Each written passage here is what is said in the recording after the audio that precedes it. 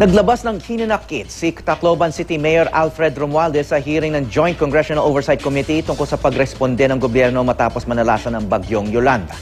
Ayon kay Romualdez, sinabihan siya ni Rojas sa isang pulong na dapat siyang gumawa ng isang sulat na nagsasabing hindi na kaya ng lokal na pamahalaan at kailangan na manghimasok ng national government.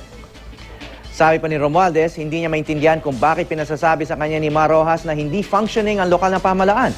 Gayong kumikilos naman daw sila. Ipinagtataka rin daw niya kung para saan pa ang sulat gayong obligasyon ng national government na tumulong sa panahon ng kalamidad. Ang sagot daw sa kanya ni Interior Secretary Rojas, dapat daw silang maging maingat dahil isa siyang Romualdez habang ang Pangulo ay isang Aquino.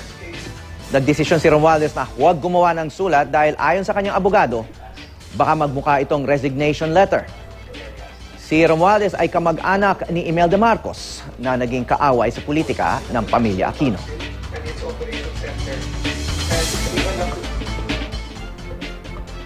As far as I know, the President is the President of the Philippines and he's also President of Tacloban City.